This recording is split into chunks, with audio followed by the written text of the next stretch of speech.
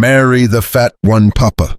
Those 5 words would change everything. In a frontier town where a woman's worth was measured by her waistline, Naomi Carter had learned to make herself invisible. But when a mountain man's motherless daughter looked past every pretty face in that crowded dance hall and chose her, calling her Mama in front of the whole town, invisibility was no longer an option. What started as the most humiliating night of Naomi's life would become the beginning of the most dangerous love story the West had ever seen. Because when you marry a man who controls the water rights that everyone wants, you don't just gain a family, you inherit enemies who will stop at nothing to destroy everything you have come to love. This is a story about a woman who was mocked for her size but became a giant in courage. A story about how the most unlikely bride became the heart of a family, the soul of a community, and the target of men who underestimated the power of a mother's love. So settle in and let me know in the comments what city you're watching from. I want to see how far this story travels, because what happened next in that little frontier town would echo across the entire territory. The piano's cheerful melody died like a wounded bird as every head in Morrison's dance hall turned toward the cruel, piping voice that had just shattered the evening's festivities. Marry the fat one, Papa.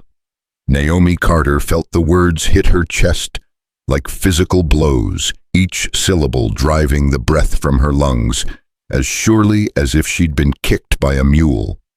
The needle in her weathered hands trembled against the yellow calico she'd been mending in the corner, always in the corner, always invisible until someone needed her to be the target of their cruelest joke.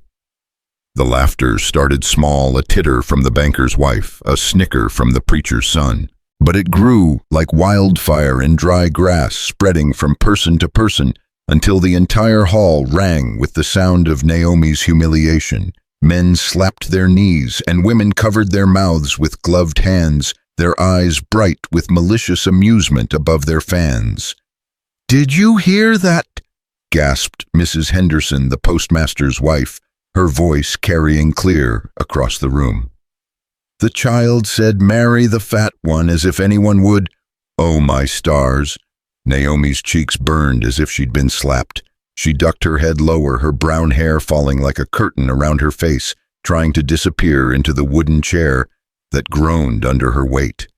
The yellow dress she'd worked on for 3 weeks, letting out seams, adding panels, praying it would make her look less like the town's charity case, suddenly felt like a costume for a cruel play where she was the unwitting performer. She'd known better than to come tonight, had known that Sarah Whitmore's engagement party would be nothing but torture for someone like her, but Mrs. Morrison had begged her to come early and help with the mending, and the 2 bits she'd earn for her sewing would buy flour for another week. Naomi had fooled herself into thinking she could slip in, do her work, and slip out before the dancing began. She should have known better. In a town like Willow Creek, there was no such thing as slipping out unseen when you were Naomi Carter, the fat seamstress who lived alone above the general store.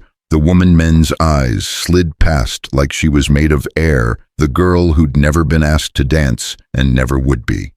"Papa, did you hear me? I said marry the fat lady." The child's voice rang out again, sweet and innocent as morning bird song, completely unaware of the devastation it was causing. Naomi finally raised her head, enough to see the source of her torment. A little girl of perhaps 6 with wild, dark curls escaping from ribbon braids and a face smudged with what looked like berry juice. She was tugging insistently at the sleeve of a man who stood just inside the door, his broad shoulders blocking most of the lantern light from the street. "Hush now, Annie," the man said, his voice low and rough as creek gravel. "That ain't no way to talk about a lady."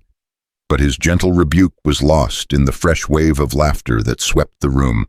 The child, Annie, paid no attention to the uproar she'd caused.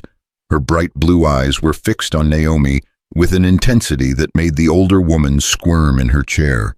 "She looks sad, Papa," Annie continued in that carrying whisper that only children seemed capable of. "And lonely, just like you." That's why you should marry her." "Annie," I said, "hush." The man's voice carried a note of warning now, but there was something else in it, something that made Naomi glance up despite herself. Not embarrassment exactly, not anger, something protective. For the first time, she got a clear look at the stranger who'd brought this humiliation crashing down on her head. He was tall, taller than any man in the room, with shoulders that strained against a faded blue shirt and hands that looked like they could crush stones or handle a frightened bird with equal skill. His dark hair was too long and touched with gray at the temples, and his face was weathered by wind and sun until it looked like carved leather. This had to be Sam Holt, the mountain man she'd heard whispers about, the widower who lived alone with his daughter up in the high country, coming to town maybe twice a year for supplies and nothing else. The man who'd supposedly fought off a grizzly bear with nothing but a hunting knife, who could track anything on 4 legs across bare rock, who'd never been seen to smile since his wife died in childbirth 6 years ago, and his daughter wanted him to marry the fat lady. "Oh, this is rich," wheezed Charlie Morrison, the dance hall's owner, wiping tears from his eyes. "The mountain man's girl wants him hitched to our Naomi. Can you imagine?"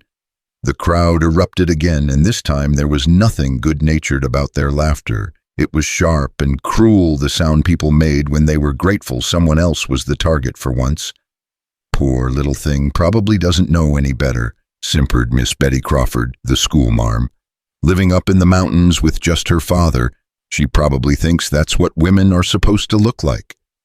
Someone should tell her that decent men don't marry women who can't fit through a doorway," added the banker Thomas Reed, earning himself another round of appreciative chuckles. Naomi felt something break inside her chest, some last fragile hope she hadn't even known she'd been carrying. She pushed herself to her feet, the chair scraping loudly against the wooden floor, and began gathering her sewing supplies with shaking hands. She had to get out, had to escape before the humiliation killed what was left of her dignity. But as she reached for her thread box, a small hand closed over her wrist.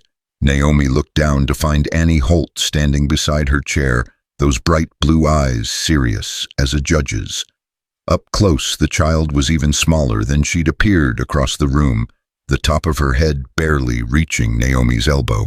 Her dress was clean but plainly made, and her little boots were scuffed from climbing and running. She smelled like pine sap and wild flowers and something indefinably sweet that might have been innocence itself. "Don't go," Annie whispered, her small fingers surprisingly strong as they gripped Naomi's wrist. "Please don't go, Mama." The word hit the room like a thunderclap. Every voice died mid-sentence, every laugh choked off. The silence that followed was so complete that Naomi could hear the crackle of the lanterns and the distant sound of horses nickering in the street outside. Mama, not fat lady or the seamstress or any of the dozen other names people used when they bothered to acknowledge her existence at all. Mama, said with such perfect certainty, such complete acceptance that for one impossible moment, Naomi almost believed it herself. "Annie," Sam Holt's voice cut through the silence like an axe through. He was moving now, crossing the room with long, purposeful strides that made floorboards creak under his weight. "Let the lady be. We got no business bothering folks." But Annie held on tighter, her small face tilted up toward Naomi's, with something that looked dangerously like hope. "She's not bothered, are you, Mama? You're just sad, I can tell. Papa gets that same look sometimes when he thinks I'm not watching." The child's words sent a knife straight through Naomi's heart. Because yes, she was sad, had been sad for so long she'd forgotten there was any other way to feel. Sad and tired and so desperately lonely that sometimes she caught herself talking to the mannequin in her sewing room just to hear another voice. Naomi started, then stopped. What could she possibly say? How could she explain to this innocent child that dreams were for other people, that love was a luxury women like her couldn't afford, that some people were born to be alone? "Annie, come here right now." Sam had reached them, and up close he was even more imposing than he'd seemed from across the room. His eyes were the same bright blue as his daughter's, but where hers sparkled with hope, his were flat and hard as winter sky. "I told you not to bother the lady." "I'm not bothering her," Annie protested, her grip on Naomi's wrist tightening. "I'm asking her to be my mama. There's a difference." A fresh wave of murmurs swept the room, but these were different from the earlier laughter, sharper, more calculating. Naomi could feel the weight of every stare, could practically hear the gossip forming in their minds. By tomorrow morning, the whole story would be spread from the church steps to the trading post. Poor, simple mountain child mistakes the town's fat spinster for marriage material. Her father will straighten her out quick enough. "Annie, listen to me." Sam's voice was gentle but firm as he reached for his daughter. "This lady don't want to be nobody's mama. She's got her own life, her own concerns. We can't just go around asking strangers to join our family." "But she does want to," Annie insisted, looking back and forth between her father and Naomi with the absolute conviction that only children possessed. "Look at her eyes, Papa. They're kind eyes, and she's got soft hands. Feel how soft her hands are." Before either adult could stop her, Annie had grabbed Naomi's free hand and pressed it against her father's palm. The contact sent a shock up Naomi's arm that had nothing to do with the calloused roughness of Sam's skin and everything to do with the fact that it had been years, literal years, since another human being had touched her with anything approaching tenderness. Sam's eyes met hers over his daughter's head, and for just a moment the hardness in them softened into something that might have been understanding or pity. Naomi couldn't tell which and wasn't sure she wanted to know. "She's right," he said quietly, his voice so low that only she and Annie could hear it. "You do got soft hands." The unexpected kindness in his words nearly undid her. Tears pricked at the corners of Naomi's eyes, and she had to bite her lower lip to keep from making a sound that would have brought the whole room's attention crashing down on them again. "Please," Annie whispered, her small voice breaking. "Please be my mama. I promise I'll be good. I won't pull your hair or tear my dresses or track mud in the house. I'll help with the cooking and the washing, and I'll learn to sew like you do. I'll be the best daughter you ever saw, I swear it." The words came tumbling out in a rush, desperate and heartbreaking in their sincerity. Around them the crowd had begun to whisper again, but their voices seemed to come from very far away. All of Naomi's attention was focused on the child in front of her, this fierce little girl who'd somehow decided that a fat seamstress was exactly what she needed for a mother. "Sweetheart," Naomi managed, her voice thick with unshed tears. "You don't understand. I'm not the kind of woman men marry." "Why not?" Annie demanded with all the directness of childhood. "Because you're soft, I like soft. Soft is good for hugging." "Because she's fat, you little fool," sneered a voice from somewhere in the crowd. Naomi couldn't see who'd spoken, but the words hit her like a physical blow. "Your papa would need a crane to get her up the mountain." The laughter that followed was cruel and sharp, and Naomi felt her cheeks burn with fresh shame. She tried to pull her hands free from both Annie's grip and Sam's palm, but the child held on with surprising strength.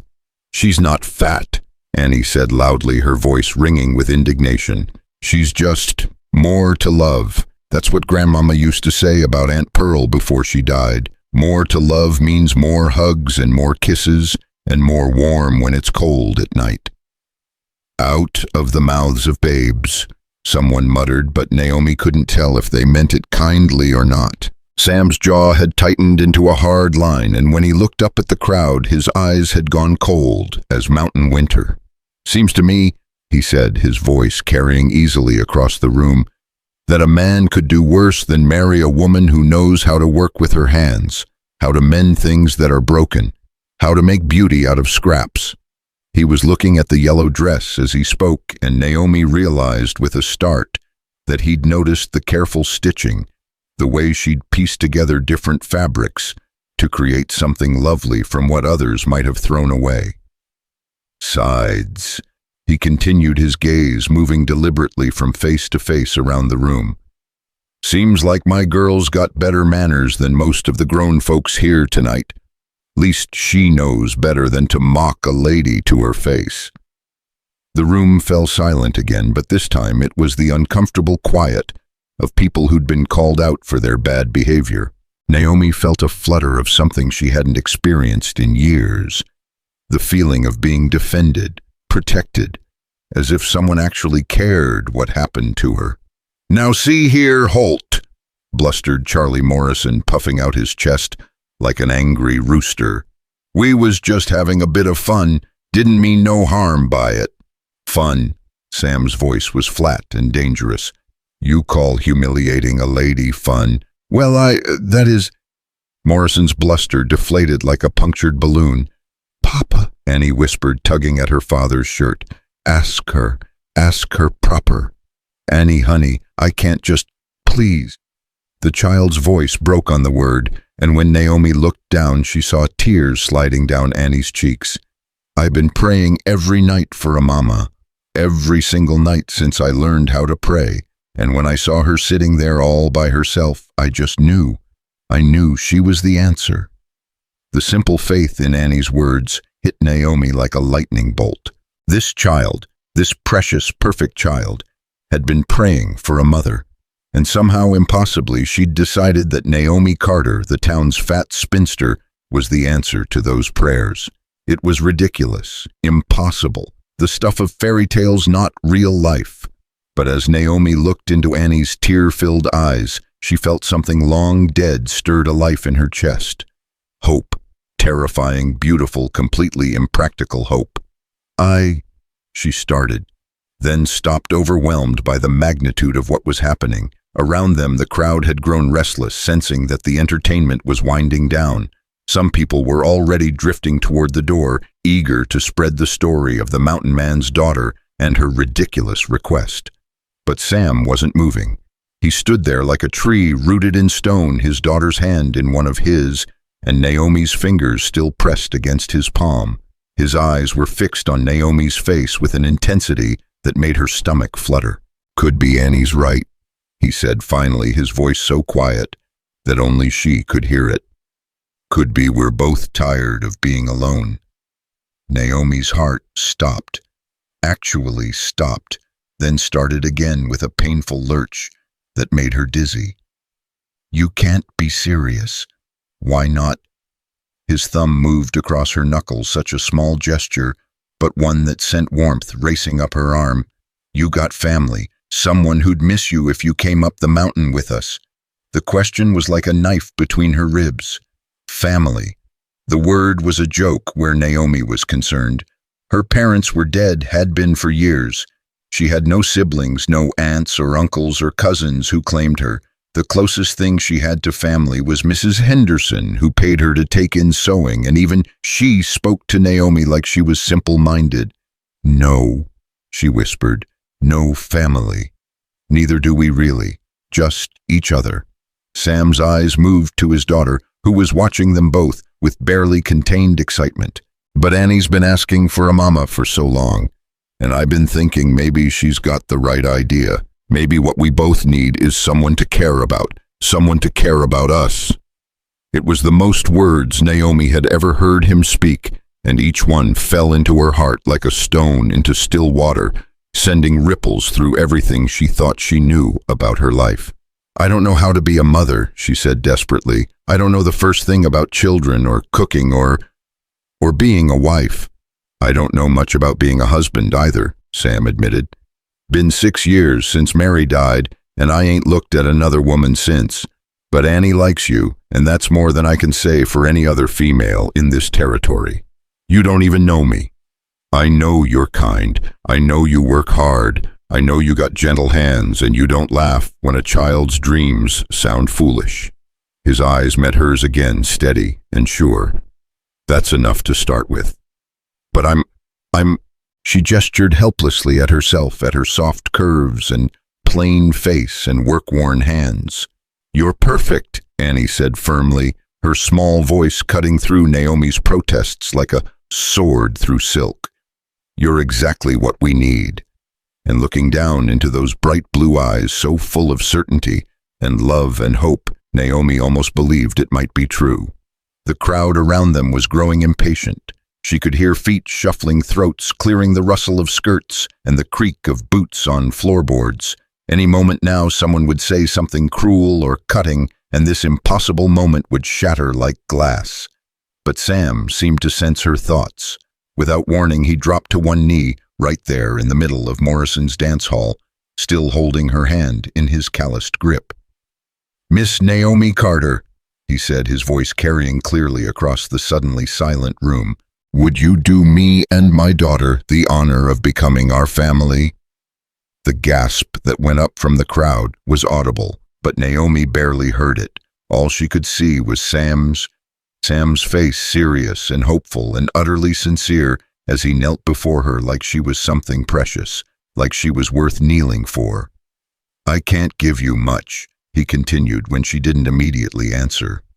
"Just a cabin in the mountains and whatever protection and provision I can manage.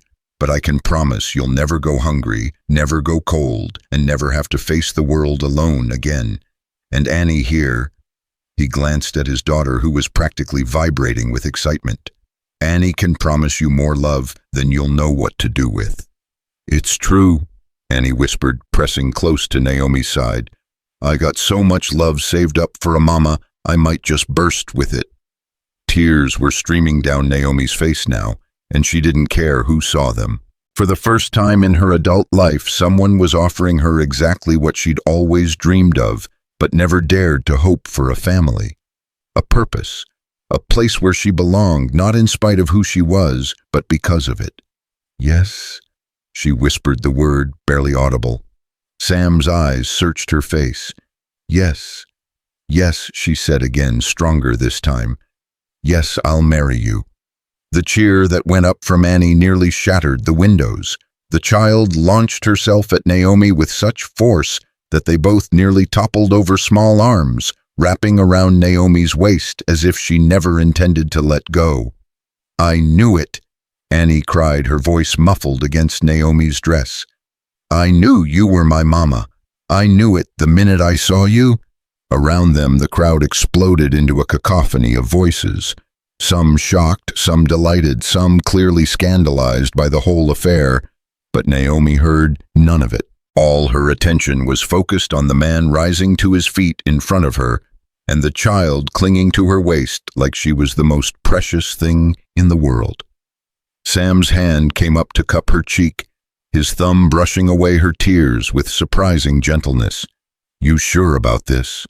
Once we walk out that door together, there's no going back."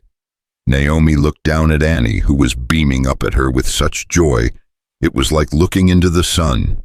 Then she looked back at Sam, this quiet, serious man, who'd just offered her everything she'd ever wanted and never thought she'd have. "I'm sure," she said, and meant it more than she'd ever meant anything in her life. Sam nodded once, then turned to address the room. "Preacher Williams," he called out, his voice cutting through the chatter. "You here tonight?" Yes, I'm here," came a startled reply from near the back of the room. "Good, we'll be needing your services." "Now," the preacher's voice cracked with surprise. "Right now." Sam confirmed, his arm coming around Naomi's shoulders in a gesture that was both protective and possessive. "No point in waiting when you found what you're looking for." And so, in Morrison's dance hall, on a night that had started with cruel laughter and mockery, Naomi Carter became Naomi Holt. The ceremony was simple, just a few words spoken over the sound of shuffling feet and whispered conversations, but it was real, legal, binding. When Preacher Williams pronounced them man and wife, Sam's kiss was gentle and brief, more promise than passion, but it was enough, more than enough. As they walked out into the cool night air, Annie's hand tucked securely in Naomi's, and Sam's strong arm around her shoulders, Naomi felt like she was walking into a completely new life. Behind them, she could hear the voices starting up again, could imagine the gossip that would spread through town like wildfire, but she didn't care. Let them talk. Let them whisper and speculate and shake their heads in amazement.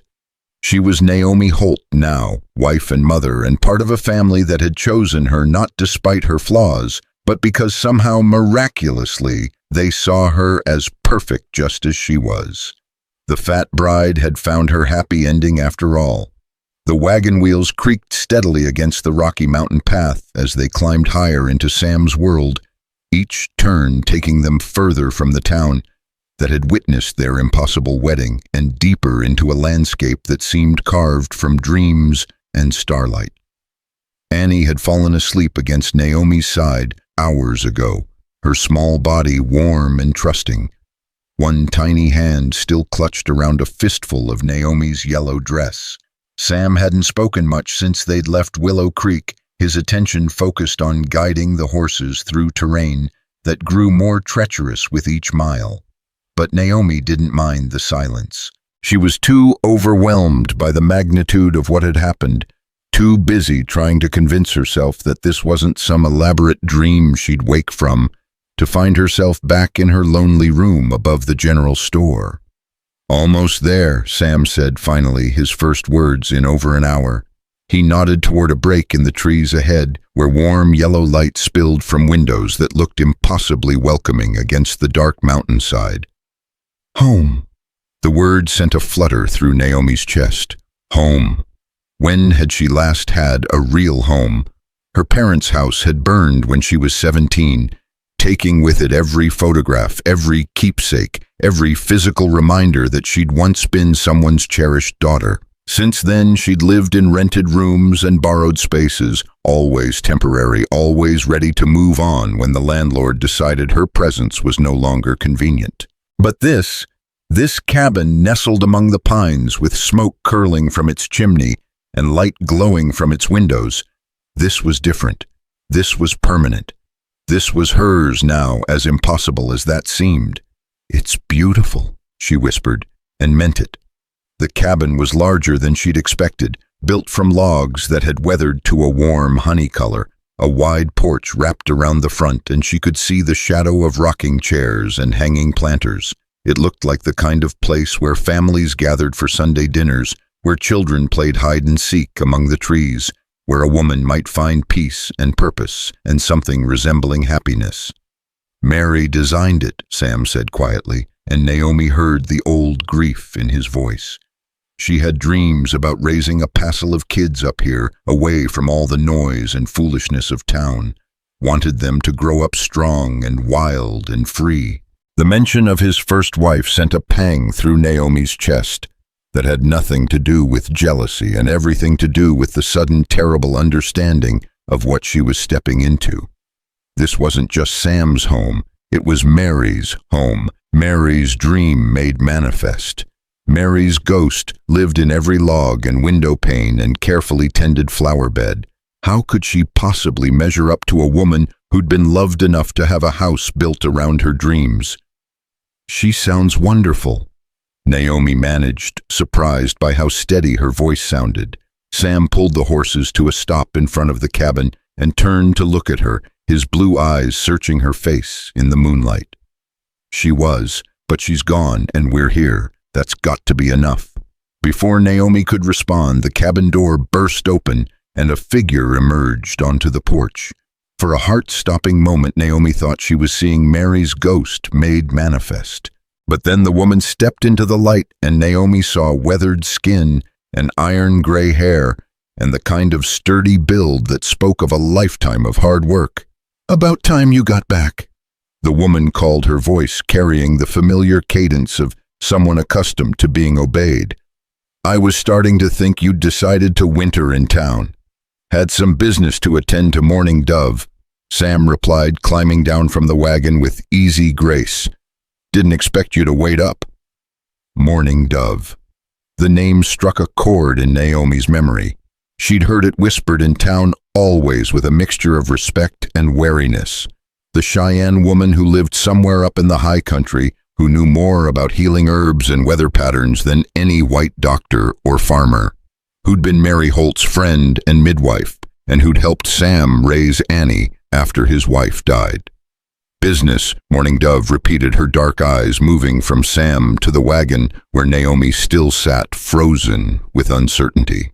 That what you're calling it? Sam reached up to lift Annie from Naomi's lap, and the child stirred just enough to wrap her arms around her father's neck before settling back into sleep. Annie's got herself a mama now, he said simply. Figured it was time.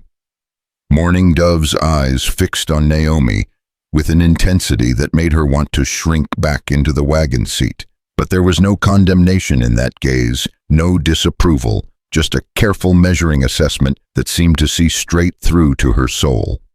Get down from there, child, Morning Dove said, finally, her voice gentle but firm. Let's have a look at you. Naomi's legs were shaking as she climbed down from the wagon, stiff from hours of travel and weak with nerves. She'd never been this close to a Cheyenne woman before, had never known what to expect. But Morning Dove stepped forward without hesitation, her calloused hands coming up to frame Naomi's face with surprising tenderness. Soft, she murmured, echoing Annie's earlier assessment, but strong underneath. Good bones, good heart. Her thumbs brushed across Naomi's cheekbones and her eyes crinkled at the corners. You'll do. The simple acceptance in those two words nearly brought Naomi to her knees. After a lifetime of being found wanting, of being too much, or not enough, or simply wrong, somehow here was a stranger offering unconditional approval based on nothing more than a touch and a look. I don't know what I'm doing, Naomi confessed, the words tumbling out before she could stop them. I don't know how to be a wife or a mother. I don't know how to live in the mountains or tend animals or any of this. Morning Dove's smile was like sunrise after the longest night. You think any woman knows those things before she learns them? You think Mary knew how to birth a baby in a mountain cabin when she first came here? You think I knew how to grieve a sister's death and help raise her child? Sister. The word hit Naomi like a physical blow. Mary had been Morning Dove's sister, not by blood perhaps, but by choice. And now this woman who'd loved Mary enough to call her sister was looking at Naomi with acceptance instead of resentment. She would have liked you, Morning Dove continued as if reading Naomi's thoughts. Mary always said the measure of a woman wasn't in her size or her beauty, but in the size of her heart. And you, child? She pressed one weathered palm flat against Naomi's chest, right over her racing heartbeat. You have a heart big enough to hold us all. Tears slid down Naomi's cheeks as Sam approached with Annie, still sleeping in his arms. Morning Dove's been Annie's grandmother in all but name, he explained quietly. She's family, same as we are now. Family. There was that word again settling over Naomi, like a warm blanket on a cold night. Not just a husband and daughter, but a grandmother too, an extended family that had somehow opened their arms to include her without question or condition. Come inside, Morning Dove said, taking Naomi's arm with gentle authority. You must be exhausted. And hungry too, I'd wager. When did you last eat? Naomi tried to remember and couldn't. The day had been such a whirlwind of impossible events that practical concerns like food had been forgotten entirely. Her stomach chose that moment to emit a loud rumble that made Morning Dove chuckle. I thought so. Good thing I made extra stew. Can't have you fainting away on your first night as a Holt. The inside of the cabin was even more welcoming than its exterior had promised. A stone fireplace dominated one wall, its hearth glowing with banked coals that cast dancing shadows across log walls hung with quilts and dried herbs. The furniture was simple but well made, clearly built to last generations. And everywhere Naomi looked, she saw signs of the life that had been lived here. Children's drawings tacked to the walls, a basket of half-finished knitting beside one of the chairs, books stacked on shelves that had been built to accommodate them. It felt like walking into someone else's dream, someone else's life. Sam carried Annie to a ladder that led to what must be a sleeping loft, and Naomi heard the soft sounds of him settling his daughter into bed. When he returned, his eyes went immediately to where she stood, frozen in the middle of the room, still clutching her small bundle of possessions. "Your room's back there," he said, nodding toward a doorway she hadn't noticed. "Mary's sewing room. Figured you might like it for your work." Her work. Of course, she'd need to continue sewing to contribute to the household. The reminder that this was a practical arrangement, not a romantic fairy tale, helped steady her nerves somewhat. She had skills, things to offer beyond just her presence. "I'll show you tomorrow," Morning Dove said, ladling stew into a wooden bowl. "Tonight you eat and rest. Tomorrow we begin teaching you how to be a mountain woman." The stew was rich and hearty, full of vegetables Naomi couldn't identify, and meat that tasted like nothing she'd ever eaten in town. But it was warm and filling, and with each spoonful she felt some of the day's impossibility settling into something that might eventually feel like reality. "Tell me about her," she said, suddenly looking up to find both Sam and Morning Dove watching her with expressions she couldn't quite read. "About Mary. I need to know." Sam's jaw tightened, but Morning Dove leaned forward in her chair, her dark eyes warming with memory. She was sunshine and stubbornness in equal measure, could make bread that would melt in your mouth and argue politics with the best of them, sang to her garden to make it grow, and never met a stray animal she wouldn't take in. "She was brave," Sam added quietly. "Came up here from Boston with nothing but a carpet bag and a head full of dreams about frontier life. Took to it like she was born to it, though Lord knows she made her share of mistakes along the way." "Mistakes?" Naomi asked. Morning Dove laughed, the sound rich and warm. "Child tried to milk a bull her first week here, nearly got herself trampled, and the time she decided to improve my grandmother's healing tea recipe. Poisoned half the mountain." Sam finished, the ghost of a smile touching his lips. She was so mortified she cried for a week. As they shared stories, Naomi began to understand the woman whose place she was taking. Mary had been human, flawed, someone who'd made mistakes and learned from them. Someone who'd built this life through trial and error, not divine inspiration. It was almost midnight when Morning Dove finally gathered her shawl and prepared to leave. "I'll be back tomorrow," she promised, pressing a small pouch into Naomi's hands. "Tea herbs for the nerves and for sleep. You'll need both in the days to come." After she left, the cabin felt suddenly overwhelmingly quiet. Sam banked the fire while Naomi stood uncertainly in the middle of the room, acutely aware that they were alone together for the first time since their hasty wedding, married to a man she'd known for less than a day. "Naomi," Sam said finally, his voice careful and formal, "I want you to know, I don't expect, that is, you don't need to worry about." He was trying to tell her she was safe, she realized. That he wouldn't force unwanted attentions on her. The kindness of it, the consideration, made her throat tight with emotion. "Thank you," she whispered. "I wasn't sure." "I didn't know." "We'll take this slow," he said firmly. "Whatever this becomes between us, it'll be because we both want it. You have my word on that." He showed her to the sewing room that would be her bedroom, and Naomi's breath caught when she saw it. The space was larger than her entire room. In town had been with windows on 2 walls that would flood it with light during the day. A narrow bed sat against one wall, covered with a quilt in shades of blue and green that made her think of mountain lakes. But it was the sewing area that made her heart race. A proper cutting table, shelves lined with fabric scraps and notions, and a sewing machine that looked newer and finer than anything she'd ever dreamed of owning. "Mary ordered it from back east," Sam explained, seeing her stare. "Never got much chance to use it." Naomi ran her fingers over the polished wood of the machine, marveling at the intricate metalwork and gleaming surfaces. This was a tool that could create beautiful things, that could turn scraps and remnants into something worthy and fine. "I'll take good care of it," she promised. "I know you will." Sam lingered in the doorway, his large frame seeming to fill the space. "Naomi, about what happened tonight, about Annie asking you to marry me. She's been lonely up here and sometimes she gets ideas in her head." "She wasn't wrong," Naomi said quietly, surprising herself with her boldness.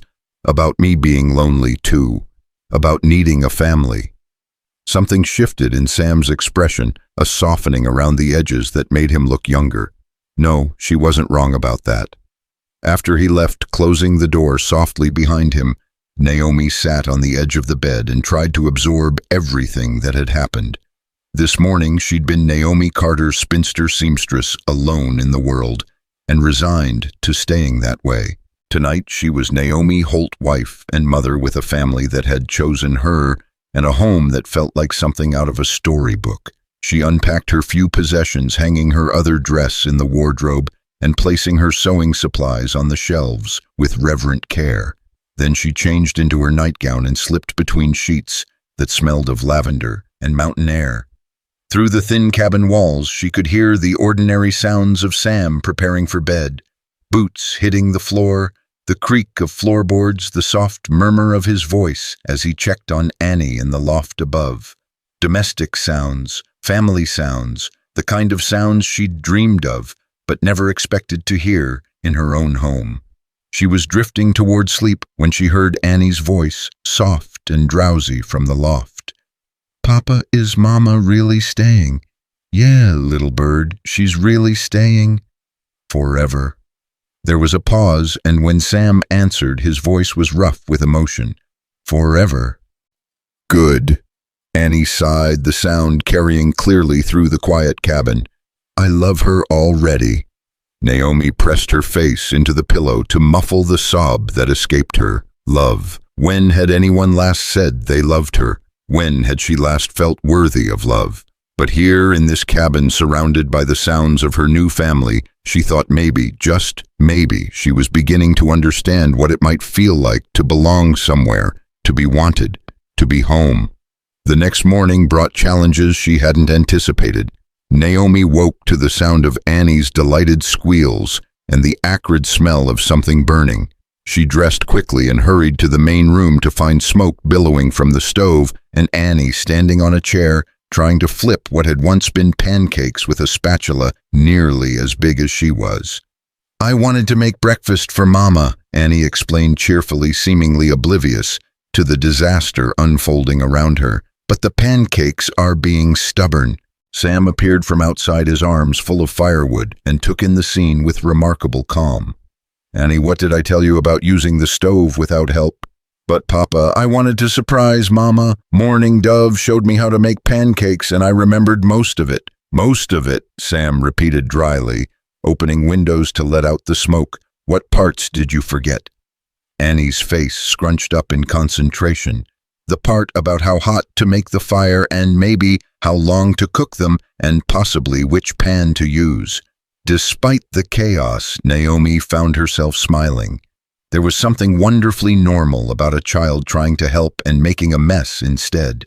Something that spoke of love and good intentions and the kind of family mishaps that became treasured memories. "Here," she said, moving to the stove, "let me help." Together they salvaged breakfast while Sam dealt with the smoke-damaged pancakes. Annie chattered constantly, telling Naomi about her favorite places on the mountain, her pet squirrel named Nutkin, and her plans for showing her new mama everything there was to see. "And there's a waterfall where Papa taught me to swim, and a meadow where the best berries grow, and a cave where we found arrowheads that Morning Dove says are older than anything." Annie rattled on her eyes, bright with excitement. "Oh, and you have to meet the horses. They're going to love you, I just know it." As if summoned by her words, a sound drifted through the open window, the thunder of hooves and a man's voice raised in anger. Sam's expression went hard and dangerous. "Stay inside," he ordered, his hand going automatically to the rifle mounted above the fireplace. "Both of you." But Annie was already at the window, her face pressed against the glass. "It's Mr. Garrett from the railroad, Papa. He's got men with him." Naomi's blood went cold. Even in town she'd heard whispers about Garrett and his railroad crew, Men who took what they wanted and didn't much care about the law when it got in their way. What could they possibly want? With Sam, through the window she could see a group of mounted men in the yard, their leader a heavy-set man with a beard like a steel brush and eyes that held no warmth. He sat his horse like a man accustomed to intimidating others, and the men flanking him looked like the type who solved problems with their fists. "Halt!" Garrett's voice boomed across the yard. "We need to talk." Sam stepped onto the porch, the rifle cradled casually in his arms. "Then talk, Garrett, but make it quick. I got a family to tend to." "Family?" Garrett's laugh was ugly and sharp. "That what you're calling that fat woman you dragged up here from town? Word travels fast, Holt. Even up here in your little hideaway." Naomi felt the words hit her like physical blows. They were talking about her, discussing her like she was livestock Sam had purchased at market. The humiliation of the dance hall came flooding back, along with all the old pain and shame she'd thought she'd left behind. "You watch your mouth when you talk about my wife?" Sam's voice carried a warning that made even Garrett's men shift nervously in their saddles. "Wife," Garrett spat. "That's rich. But it don't matter what you call her, Holt. Won't change the fact that you're sitting on Musla land that belongs to the railroad now." "This is homestead land," Sam replied evenly. "Filed legal and proper. Got the papers to prove it." "Papers can be misplaced. Accidents happen." Garrett's smile was cold as winter wind, especially when folks get stubborn about progress. The railroad's coming through Holt, one way or another. Annie's small hand slipped into Naomi's, and she looked down to see the child's face pale with fear. This wasn't just about land, Naomi realized. This was about power and greed and men who would crush anyone who stood in their way, including her new family. "You're on my land," Sam said, his voice deadly quiet. "I suggest you get off it." Garrett leaned forward in his saddle, his eyes glittering with malice. "We'll be back, Holt, and next time we might not be so polite, especially if that new wife of yours gets any ideas about playing hero. Accidents happen to fat women, too." The threat hung in the air like smoke, acrid and choking. Naomi felt something break inside her chest. Not her heart, but something harder and more protective. These men thought they could threaten her family, could use her size and her past humiliation as weapons against the people she loved. They were about to learn how wrong they were. As Garrett and his men rode away, their laughter echoing off the mountains, Naomi felt a change settling over her like armor. She'd been the town's joke, the woman everyone pitied or mocked. But she was a Holt now, and Holts didn't back down from bullies. They protected what was theirs. The echo of Garrett's laughter was still ringing across the mountains when Sam stepped back inside, his face carved from granite and his knuckles white where they gripped the rifle. Annie immediately ran to him, wrapping her small arms around his waist with desperate strength. "Are the bad men going to hurt us, Papa?" she whispered against his shirt. Sam's hand smoothed over her dark curls, but his eyes were fixed on Naomi with an intensity that made her stomach flutter. "Nobody's going to hurt anybody, little bird, I promise you that."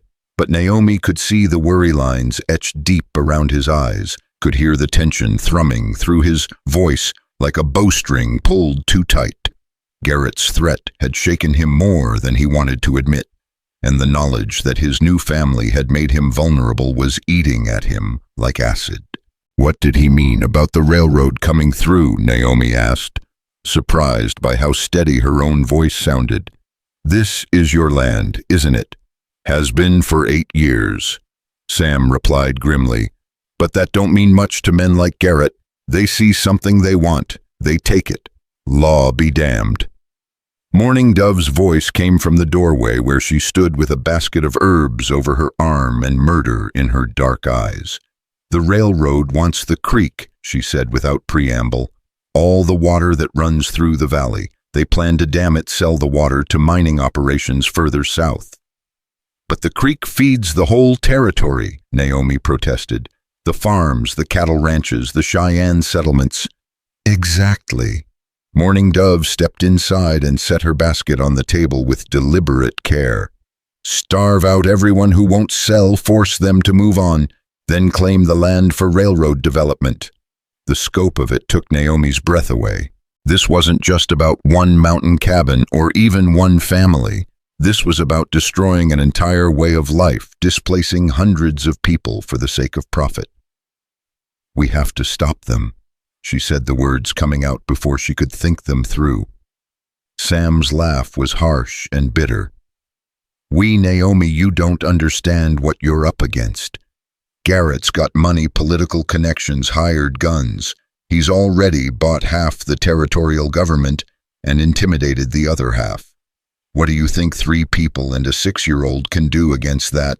More than you might think, Mourning Dove said quietly, her eyes fixed on Naomi with something that looked like approval.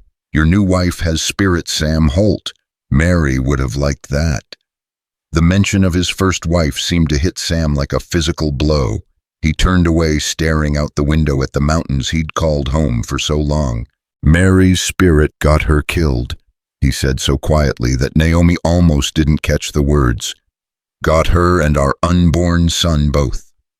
The pain in his voice was raw and terrible, and Naomi felt her heart clench with sympathy. She'd known Mary had died in childbirth, but she hadn't understood the deeper tragedy.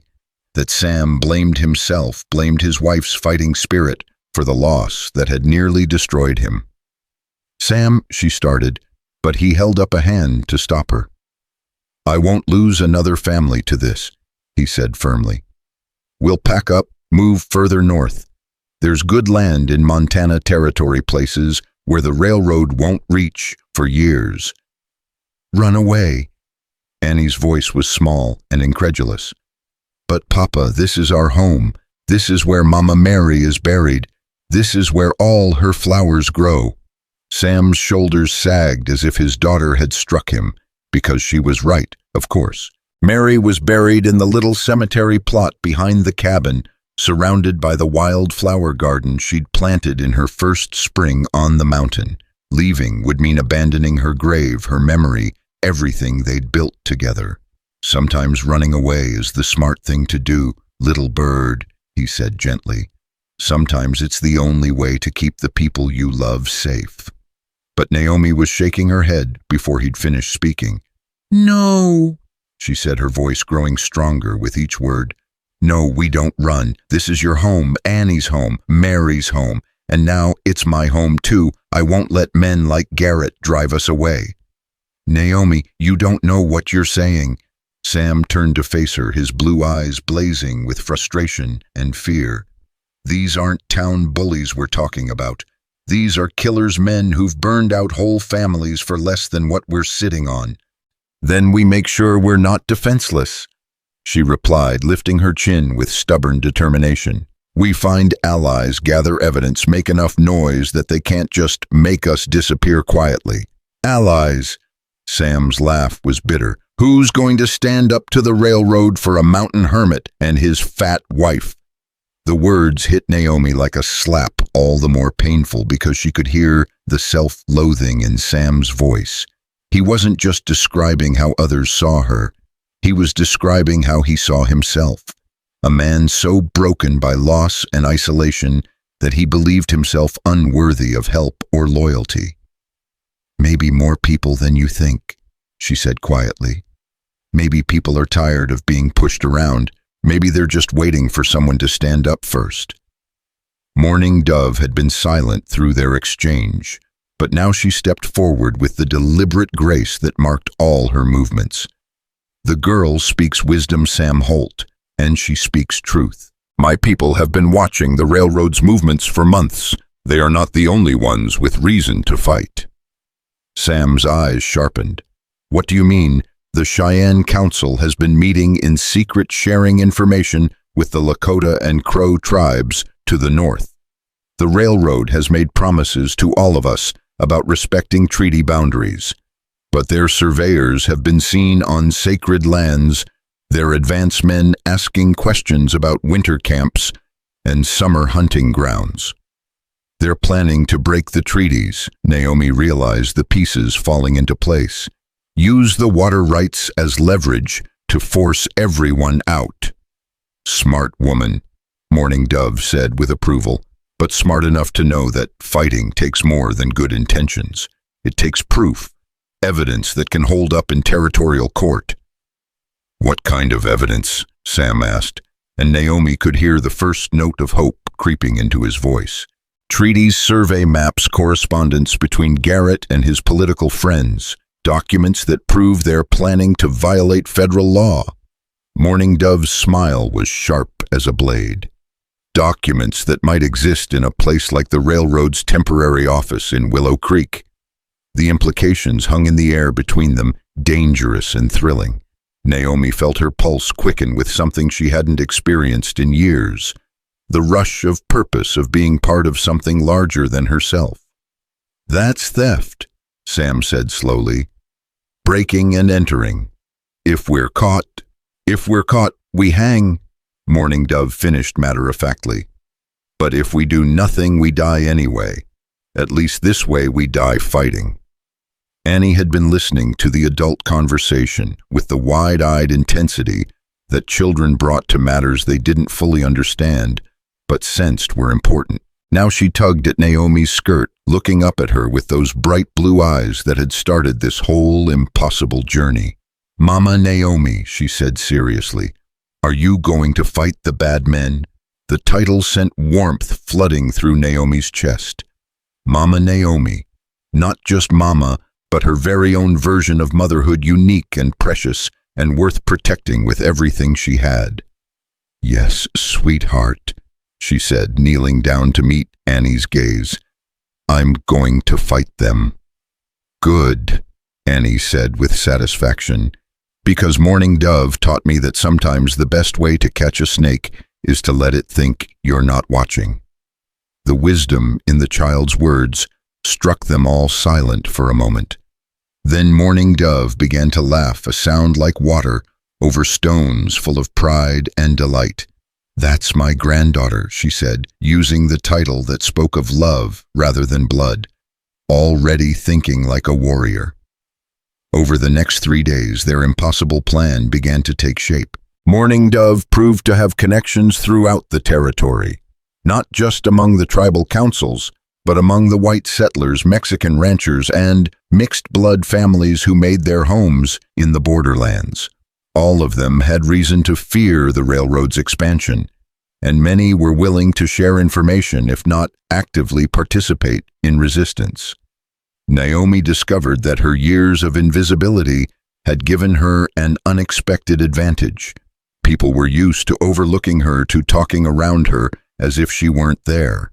As the town seamstress, she'd sat in parlors and kitchens across the territory, quietly mending clothes while the women of prominent families discussed their husbands' business dealings. She knew which territorial officials were honest and which could be bought, which judges could be trusted, and which were already in Garrett's pocket. More importantly, she knew the social calendar. She knew that next Saturday was the Autumn Harvest Festival, when the whole town would gather at the church for a covered dish, supper, and dancing. She knew that the railroad office would be empty, its contents vulnerable to someone brave enough or foolish enough to risk everything for the chance to expose the truth. It has to be me, she told Sam on Thursday evening as they sat on the porch, watching Annie play with a family of kittens that had appeared from nowhere and adopted them all. I'm the only one who can get into town without raising suspicion. Everyone knows I take my sewing to the church socials. Absolutely not. Sam's voice was flat and final. I won't put you in that kind of danger. Sam, listen to me. Naomi turned in her rocking chair to face him fully, her hands folded calmly in her lap, despite the racing of her heart. I've been invisible my whole life. People look through me like I'm made of glass. That's not a curse anymore. It's our greatest weapon. If Garrett catches you, he won't catch me because he won't be looking for me. None of them will. I'm just the fat woman who brings her sewing to social events, who sits in corners and minds her own business. I'm beneath their notice." Sam was quiet for a long moment, watching his daughter's delighted laughter as one of the kittens pounced on her shoelace. When he finally spoke, his voice was heavy with reluctance and fear. "I lost one wife to this fight already, Naomi. I can't lose another." The admission hung between them like a bridge neither had quite dared to cross before. Not love exactly, but something more than convenience. The recognition that she mattered to him now, that her safety and well-being had become precious in ways that had nothing to do with their bargain marriage. "You won't lose me," she said softly, reaching across the space between their chairs to cover his hand with hers. "I promise you that. But I can't live with myself if I don't try to protect our home, our family. This is my fight too now, Sam. Let me fight it." Saturday evening found Naomi standing in front of the mirror in her sewing room, adjusting the collar of her best dress one final time. The green wool was well made and flattering, but more importantly, it had deep pockets sewn into the seams where she could hide small items without creating obvious bulges. Her hands were steady as she pinned her hair into a neat bun and settled her hat at just the right angle, but her heart was hammering against her ribs like a caged bird. In all her years of being overlooked and ignored, she'd never actually tried to be invisible on purpose. The irony wasn't lost on her. The skills that had once marked her as a failure in society were about to become her greatest strengths. Sam appeared in the doorway, his face drawn with worry and something that might have been pride. "You don't have to do this, Naomi. We can find another way." "No," she said firmly, turning to face him. "We can't. This is our chance, maybe our only chance. I won't waste it." He stepped closer, his hands coming up to frame her face with surprising gentleness. For a moment she thought he might kiss her, really kiss her, not the brief ceremonial peck they'd shared at their wedding, but instead he rested his forehead against hers, his breath warm against her cheek. "Come back to us," he whispered. "Whatever happens, whatever you find or don't find, you come back to us." "I will," she promised, meaning it with every fiber of her being. "I have too much to live for now to do anything stupid."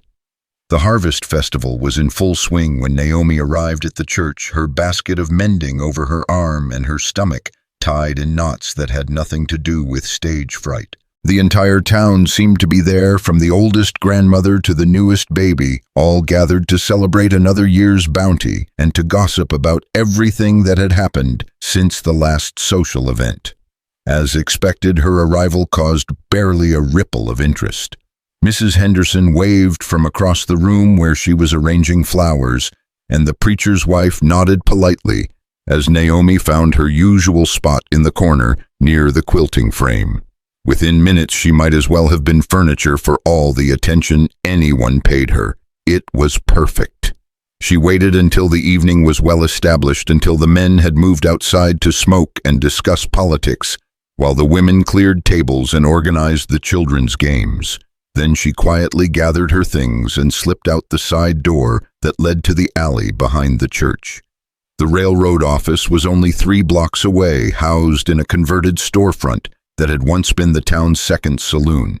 Naomi had walked past it dozens of times over the years, but she'd never really looked at it before tonight. Now she studied it with the careful attention of someone planning a crime, noting the heavy lock on the front door, the windows that faced the street, the narrow alley that ran along one side of the building. Her heart was pounding so hard she was sure it could be heard in the next territory, but her hands remained steady as she made her way to the back of the building. Morning Dove had taught her to pick simple locks during their planning sessions, using the patient methods her grandmother had learned as a scout during the Indian Wars. It was a skill Naomi had never imagined needing, but now she blessed the older woman's practical foresight. The back door opened with a soft click that sounded like thunder in the quiet alley. Naomi held her breath, waiting for the shouts of alarm or the sound of running feet, but the night remained peaceful. Somewhere in the distance she could hear music from the church. Social, the cheerful sounds of her neighbors enjoying themselves while she committed what was probably a federal crime. The interior of the office was dark as a tomb, lit only by the faint moonlight filtering through grimy windows. Naomi felt her way carefully around desks and chairs, her hands extended to avoid walking into obstacles. She'd brought a small lantern with her, but she didn't dare light it until she was sure the windows were adequately covered. When she finally got the lantern lit and turned down to its dimmest setting, she found herself in a typical business office. 2 desks, several filing cabinets, and walls covered with maps and survey charts. But it was the large table in the center of the room that made her breath catch. Spread across its surface were detailed maps of the entire territory, marked with colored pins and lines that told a story of planned devastation. Red pins marked existing homesteads and settlements. Black lines showed proposed railroad routes, and blue shading covered every water source for 100 miles in every direction. Springs, creeks, rivers, and the precious mountain lakes that fed them all. It was worse than they'd imagined.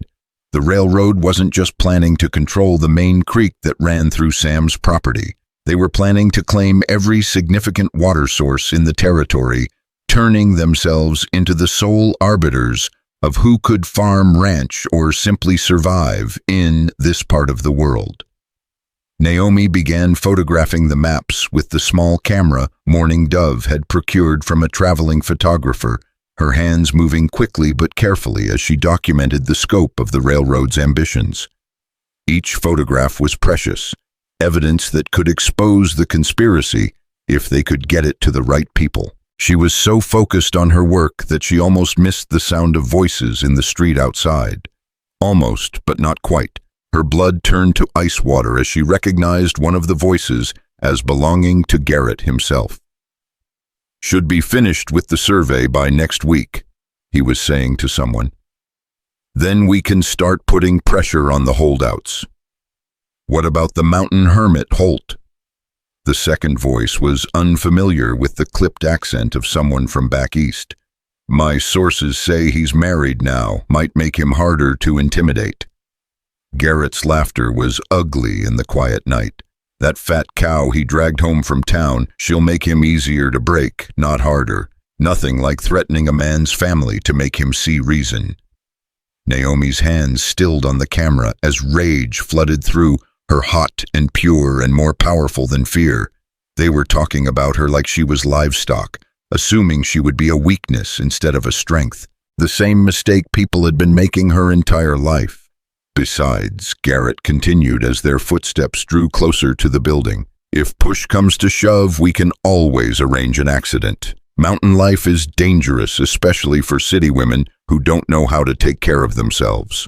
The casual way he discussed murdering her sent ice through Naomi's veins, but it also crystallized her resolve. These men saw her as nothing more than an obstacle to be removed, a problem to be solved with violence. They had no idea they were dealing with a woman who had spent her entire life being underestimated, who had learned to find strength in the very qualities others saw as weaknesses. She forced herself to continue working to finish photographing the critical documents, even as the voices grew closer. When she heard the jingle of keys at the front door, she quickly extinguished her lantern and felt her way to the back exit, her heart hammering so hard she was sure they must be able to hear it from the street. The alley had never looked so welcoming as she slipped out the back door and pressed herself against the building's wall, listening to the sounds of men entering the office she'd just vacated. For a terrifying moment, she thought they might have discovered signs of her intrusion, but their conversation remained casual as they discussed schedules and logistics. She waited until they left again, then made her way back to the church social on shaking legs. The photographs tucked safely in her dress pockets felt like they weighed 100 pounds, each precious evidence of a conspiracy that reached far beyond their small mountain community. "Naomi," Mrs. Henderson's voice made her jump as she re-entered the church hall. "Where did you disappear to, dear? We were just getting ready to start the apple peeling contest." "Just needed some air," Naomi replied with a smile that felt painted on her face. "It's quite warm in here with so many people." She made herself stay for another hour, participating in the community activities and maintaining the facade of normalcy, even as her mind raced with everything she'd learned. When she finally made her excuses and headed home, the photographs felt like they were burning holes through her dress. Sam was waiting on the porch when she arrived, pacing back and forth like a caged wolf. He caught her in his arms the moment she stepped out of the wagon, holding her so tightly she could barely breathe. "Thank God," he whispered against her hair. "When you were gone so long, I thought—" "I'm fine," she assured him, though her legs were still shaking with delayed reaction. "And I got what we needed." Morning Dove appeared from the shadows like a wraith, her dark eyes gleaming with anticipation. "Show me," she commanded. They spread the photographs across the kitchen table by lamplight, and even in the dim images, the scope of the railroad's ambitions was clear. Morning Dove's face grew grimmer with each picture, her weathered hands tracing the lines and symbols that spelled doom for so many communities. "This is bigger than we thought," she said finally. "They're not just trying to control the territory's water, they're planning to own it outright, then sell it back to whoever can afford their prices." "Can we stop them?" Naomi asked, though she thought she already knew the answer from the expression on Morning Dove's face. "Maybe," the older woman said slowly, "if we can get this evidence to the territorial governor before Garrett's people realize what we know. If we can convince enough communities to stand together instead of fighting alone." "That's a lot of ifs," Sam observed grimly. "Yes," Morning Dove agreed, "but it's more hope than we had yesterday. Your wife has given us a weapon, Sam Holt. The question now is whether we're brave enough to use it." As if summoned by their conversation, Annie appeared at the top of the stairs, her small face serious in the lamplight. "Are we going to win, Mama Naomi?" she asked quietly. Naomi looked around the table at the faces of her new family. Sam's weathered features tight with worry, Morning Dove's dark eyes blazing with determination, and Annie's innocent faith that the adults in her life could fix anything. These people were worth fighting for, worth risking everything to protect. "Yes, sweetheart," she said firmly, meaning it with every fiber of her being. "We're going to win." But even as she spoke the words, she could hear Garrett's ugly laughter echoing in her memory, could remember the casual way he'd discussed arranging accidents for troublesome mountain families. The war for their home was just beginning, and the enemy had already shown he was willing to kill to get what he wanted. The question was whether they were willing to kill to stop him. The answer to that terrible question came sooner than any of them had expected. 3 days after Naomi's midnight raid on the railroad office, Morning Dove arrived at dawn with blood on her clothes and murder in her eyes. "They burned out the Martinez family," she said without preamble, setting down her medicine bag with hands that shook with rage. "Rosa Miguel and their 4 children. Shot Miguel when he tried to protect his livestock, burned the house with Rose and the children still inside." Naomi's coffee cup slipped from numb fingers, shattering against the floor in a spray of ceramic and hot liquid. "Dear God," she whispered. "The children, all of them." Morning Dove's voice was flat and terrible. Little Maria was only 3 years old. Sam had gone perfectly still, the kind of stillness that spoke of a man holding violence in check through sheer force of will. "When?" he asked quietly. "Last night. The survivors from the neighboring homesteads found the bodies this morning." Morning Dove's dark eyes were bright with unshed tears. They left a message nailed to what was left of the barn door.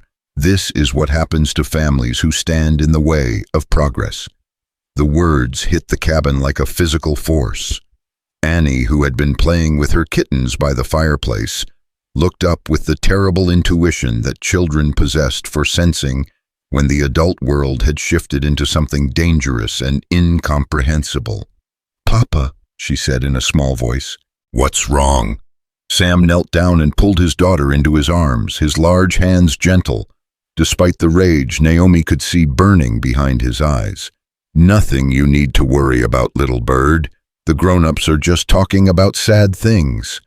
But Annie wasn't fooled. She looked over her father's shoulder at Naomi, those bright blue eyes wise beyond their years. "The bad men hurt someone, didn't they?"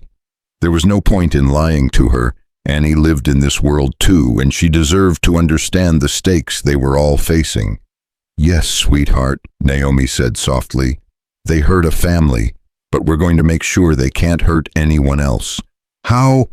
The question came from Sam, and it carried the weight of a man who had already lost too much to believe in easy victories.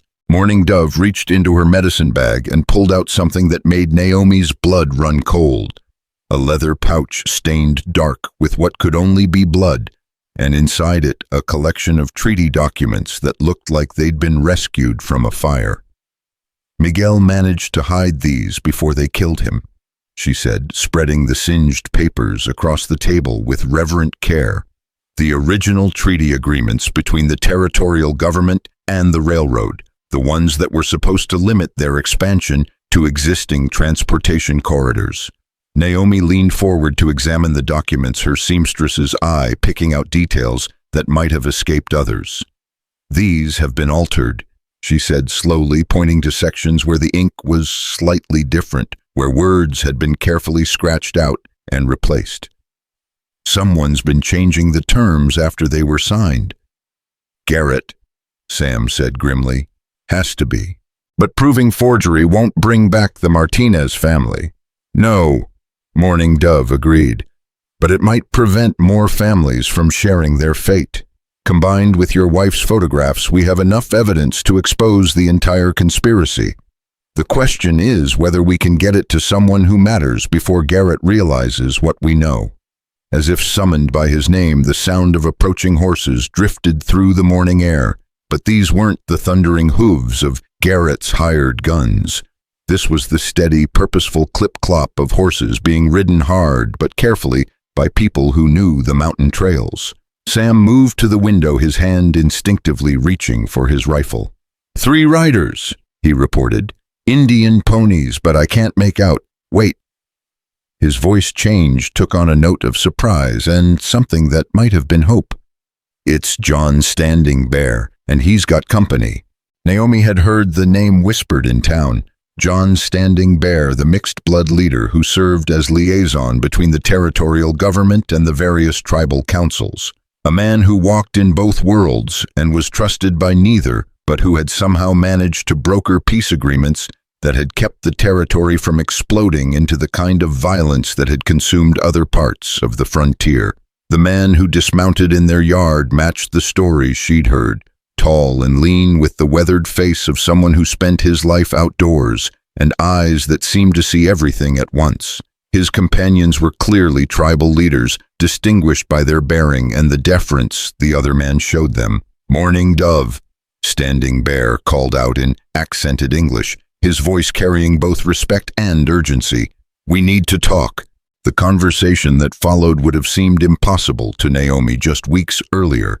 A Cheyenne medicine woman, a territorial government liaison, 2 tribal chiefs, a mountain hermit and a fat seamstress, sitting around a kitchen table planning what amounted to a coordinated uprising against one of the most powerful corporations in the territory. But the massacre of the Martinez family had changed everything. What had been a local dispute over water rights had become something much larger and more dangerous. A test of whether the law meant anything at all in a place where money and violence had always spoken louder than justice. "The tribal councils are ready to act," Standing Bear explained, his weathered hands spread flat on the table. "But we need to coordinate with the white settlements present, a united front that the territorial governor can't ignore." "What kind of action are you talking about?" Sam asked, though Naomi could hear in his voice that he already suspected the answer. "Economic warfare to start with," Standing Bear replied. "The railroad depends on local labor, local supplies, local cooperation. We stop all of that all at once, and their entire operation grinds to a halt." "And if that doesn't work?" Naomi asked quietly. The look Standing Bear gave her was both appraising and approving. Then we escalate. Block the survey teams, sabotage the equipment, make it too expensive and too dangerous for them to continue. That's war, Sam said flatly. No. Mourning Dove corrected her voice hard as flint. That's self-defense. They declared war when they started murdering families. The truth of it settled over the room like a heavy blanket. There would be no peaceful resolution now, no negotiated settlement that left everyone reasonably satisfied. Garrett had crossed a line that couldn't be uncrossed, and now the only questions were how many people would die and which side would be left standing when the smoke cleared. "How long do we have?" Naomi asked, surprising herself with the steadiness of her own voice. "Days, maybe a week," Standing Bear replied. "Our sources in town say Garrett's already planning his next move. He thinks the Martinez massacre will scare everyone else into compliance. Then we move first." Naomi said the words coming out before she fully realized she was speaking. "We turn his strategy against him, use the horror of what happened to rally support instead of create fear." All eyes turned to her, and she felt a familiar flutter of self-consciousness. But then she looked at Annie, still nestled in her father's arms, and remembered the casual way Garrett had discussed arranging accidents for troublesome mountain families. The harvest festival proved something important. She continued, her voice growing stronger. "People trust me because they don't see me as a threat. They'll talk to me, confide in me, listen to me in the ways they might not listen to others. I can carry messages, coordinate between groups, help organize resistance activities." "Absolutely not," Sam said immediately. "After what happened to the Martinez family, I won't let you take that kind of risk." "You can't let me or not let me," Naomi replied with gentle firmness. "I'm not your property, Sam. I'm your partner, and this is my fight too." The look that passed between them was charged with all the complicated emotions of their strange marriage, respect and fear and something deeper that neither was quite ready to name. But before Sam could respond, Annie spoke up from her position in his arms. "Mama Naomi's right, Papa," she said with the devastating honesty that only children could manage. "The bad men think she's not important because she's soft and round, but that just means they won't be watching her like they watch you." Out of the mouths of babes, Naomi thought, remembering her own words from that first night. Her daughter, and Annie was truly her daughter now in every way that mattered, understood strategic thinking better than most of the grown men in the territory. "Smart girl," Standing Bear said with approval. "She's thinking like a warrior." Over the following days, their impossible alliance began to take shape. Mourning Dove served as the link to the tribal communities, using traditional runner networks to carry messages across hundreds of miles of mountain territory. Standing Bear worked his connections in the territorial government, quietly building support among officials who were beginning to realize that unchecked corporate power posed a threat to their own authority. And Naomi became something she'd never imagined, a spy master using her lifetime of invisibility to move through the territory's social networks like a ghost. She attended quilting circles and church socials, ladies' auxiliary meetings and barn raisings, her sewing basket always in hand and her ears always open for useful information. The intelligence she gathered painted a picture that was both encouraging and terrifying. Garrett's brutal tactics had indeed backfired to some extent. The massacre of the Martinez family had horrified even some of his supporters, and several prominent ranchers were quietly reconsidering their cooperation with the railroad. But his core operation remained strong, backed by seemingly unlimited funds and a willingness to use violence that grew more brazen with each passing day. "He's bringing in more hired guns," Naomi reported during one of their evening planning sessions. Mrs. Henderson overheard her husband talking to the bank president about increased security for railroad payroll shipments. Apparently they're expecting trouble. "Good," Mourning Dove said with grim satisfaction. "Let them waste their money on mercenaries. Every dollar they spend on security is a dollar they can't spend on bribes or equipment. But it also means they're preparing for a shooting war, Sam pointed out. Professional gunfighters against farmers and ranchers who've barely held a rifle since the last Indian troubles. Then we make sure it doesn't come to a fair fight, Standing Bear said quietly. Guerrilla tactics, hit and run operation sabotage that cost them time and money without giving them clear targets to retaliate against. The plan that emerged from their discussions was audacious in its scope and terrifying in its implications. Coordinated strikes against railroad infrastructure, disruption of supply lines, and most importantly, a massive public confrontation designed to force the territorial government to choose sides openly. The venue they chose was perfect in its symbolic power, the autumn church service that traditionally brought together families from across the entire territory for a harvest celebration and community gathering. It would be the largest assembly of local residents in months, with representatives from every major ranch farm and settlement within 100 miles. If we're going to make our stand, that's where we do it, Naomi said, studying the list of expected attendees that she'd compiled from her social intelligence network.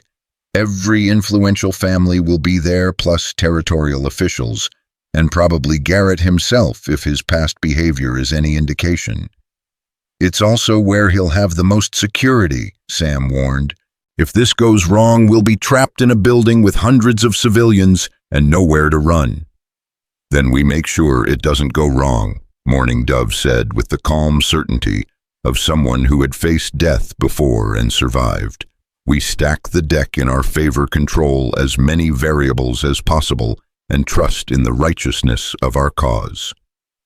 The week leading up to the church service was a blur of frantic preparation and barely controlled terror. Naomi found herself moving through her daily routines with the strange detachment of someone living in a dream or a nightmare.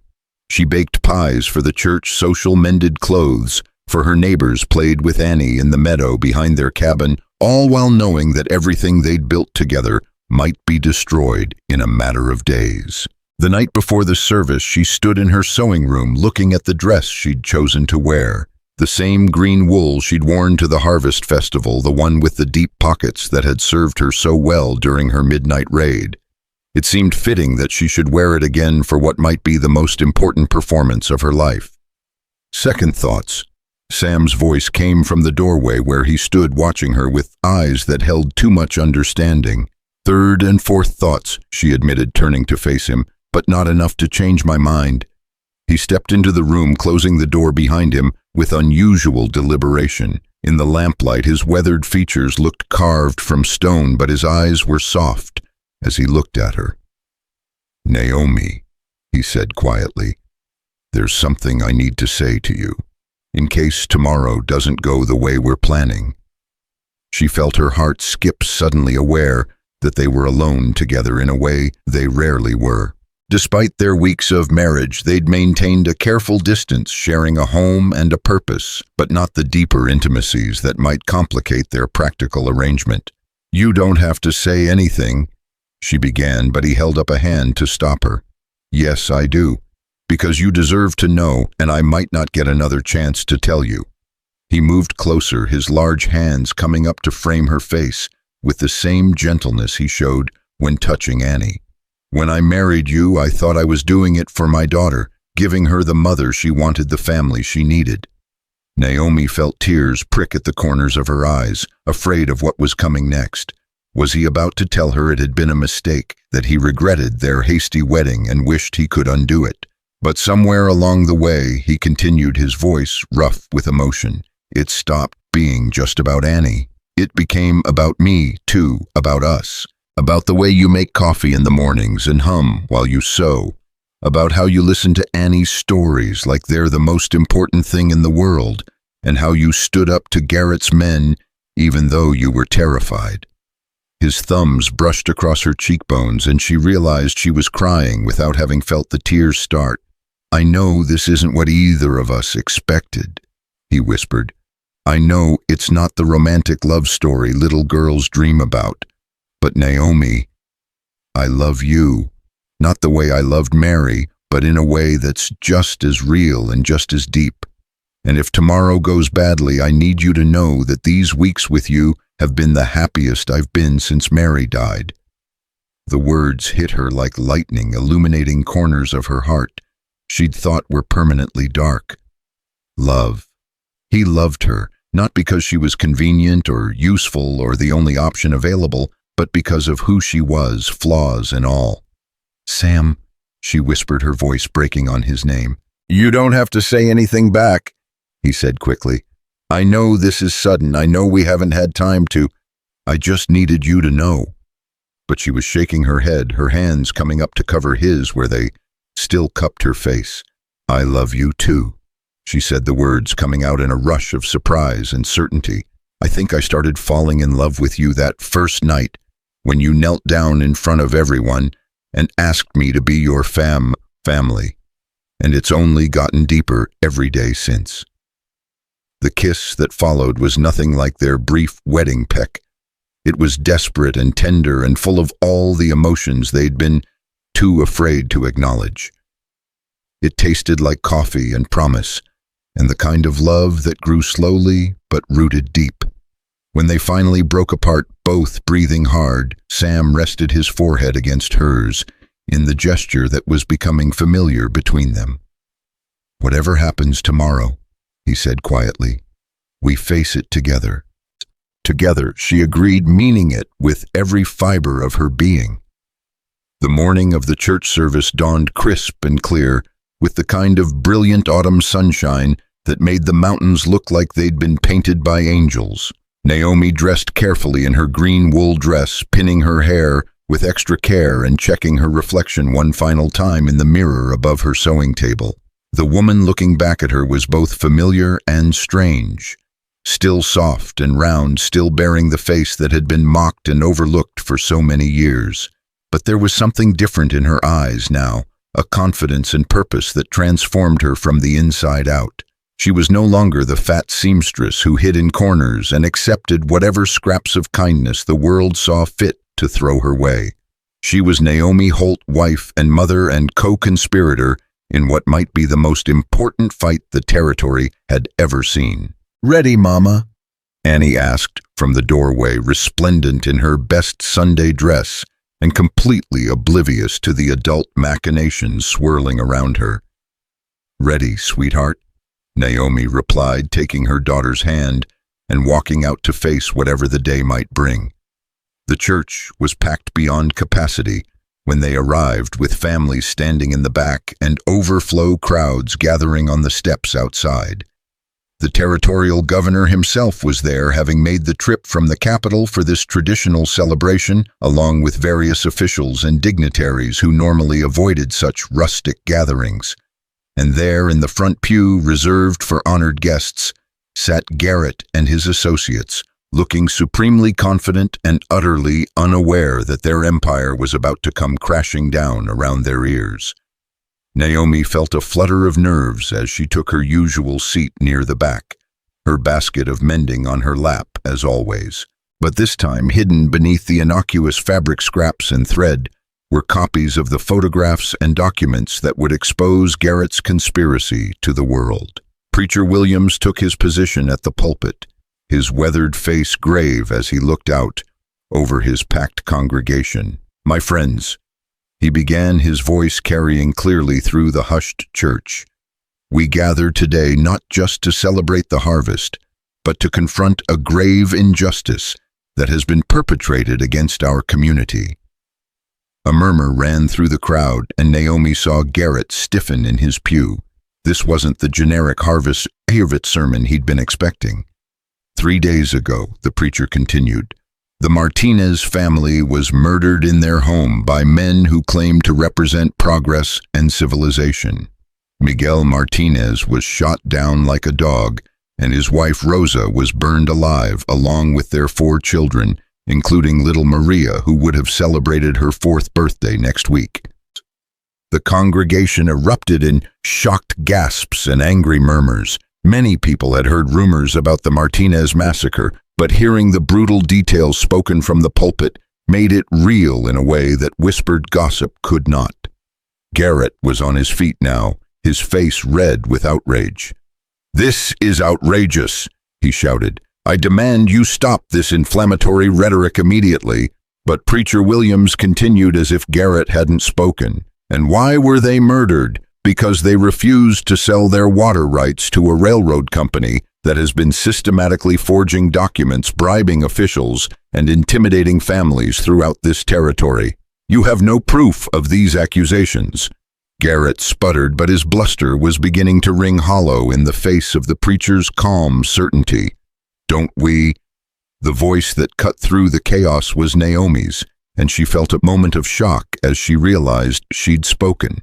Every head in the church turned toward her, including Garrett's furious gaze, but she found herself standing with steady legs and a voice that carried clearly through the suddenly silent building. "Mrs. Holt," the preacher said with a slight smile as if her interruption had been planned all along, "perhaps you'd like to share what you've discovered with our congregation." This was it. The moment everything hinged on. Naomi felt the weight of hundreds of stares, felt Garrett's rage like a physical force pressing against her. But she also felt Sam's love, Annie's faith, and Mourning Dove's quiet strength supporting her like invisible pillars. "I have proof," she said, her voice growing stronger with each word. "Photographs of forged documents, evidence of bribery and conspiracy, and testimony from witnesses who can confirm that the railroad has been systematically violating federal law." She began pulling the evidence from her basket, spreading photographs and documents across the pew in front of her. "These maps show the railroad's real intentions, not just to build transportation lines, but to control every water source in the territory. These letters prove coordination with corrupt officials, and this..." She held up Miguel Martinez's blood-stained treaty documents. "This is what Miguel Martinez died trying to protect. Proof that the railroad has been altering legal agreements after they were signed." The church exploded into chaos as people surged forward to see the evidence, their voices raised in outrage and disbelief. Through it all, Naomi stood calm and steady, no longer the invisible woman who could be ignored or dismissed. She had found her voice at last, and the whole territory was listening. Garrett's face had gone from red to purple, his hands clenched into fists, as he stared at the damning evidence spread across Naomi's pew. For a moment that stretched like eternity, the only sounds in the packed church were the rustle of papers and the collective intake of breath from hundreds of shocked congregants. Then Garrett exploded into motion, pushing past the families in front of him with brutal efficiency. "You fat cow!" he snarled, his cultured facade cracking to reveal the violence underneath.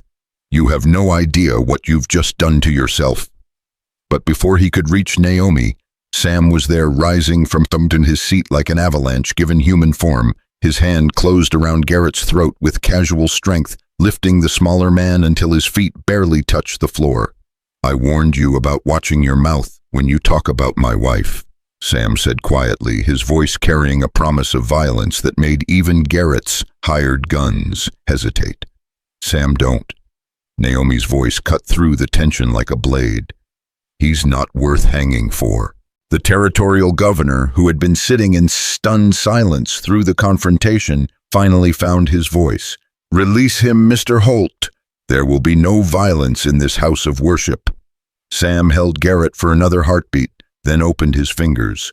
The railroad man dropped to his knees, gasping and clutching his throat, his earlier bluster replaced by the wide-eyed panic of a man who had just stared death in the face.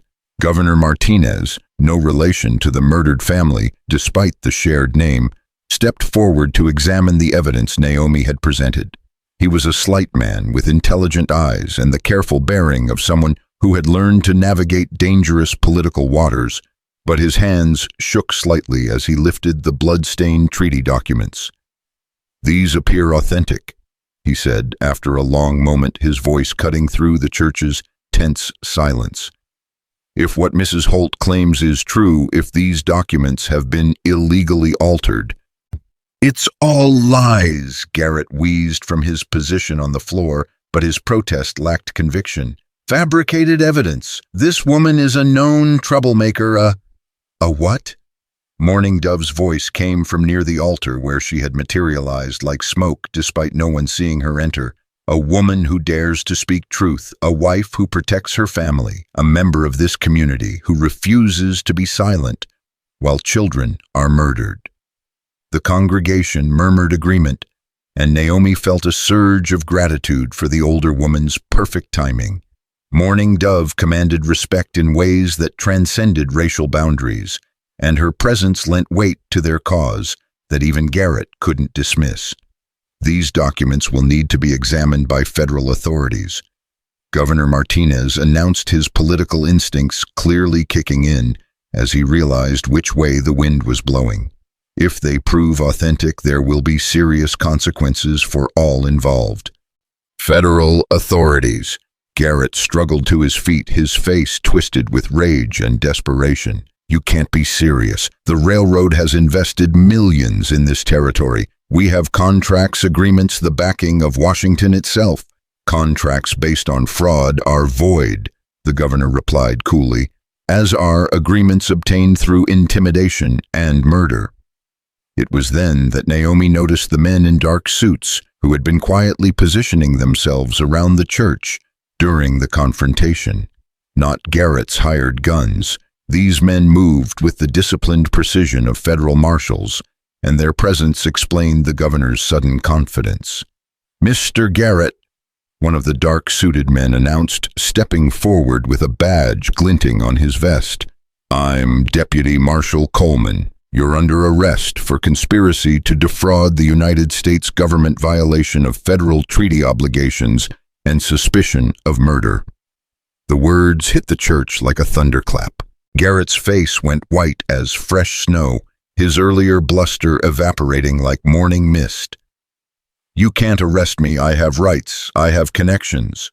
You have the right to remain silent," Marshal Coleman replied with professional calm as he snapped iron shackles around Garrett's wrists. "Though I suspect you'll find those connections somewhat less reliable now that your crimes have been exposed so publicly." As Garrett was led away, his hired guns melting into the crowd like shadows before dawn, the congregation erupted into a babble of voices. Some shocked, some celebratory, all trying to process what they had just witnessed. But Naomi barely heard them. All her attention was focused on the small figure pushing through the crowd toward her. "Mama!" Annie threw herself into Naomi's arms with enough force to nearly knock her over. "You did it. You caught the bad men." "We did it, sweetheart," Naomi corrected, holding her daughter close and breathing in the sweet scent of her hair. "All of us together." And it was true. As the church slowly emptied and people approached to shake her hand, to thank her, to express their amazement at her courage, Naomi understood that this victory belonged to the entire community.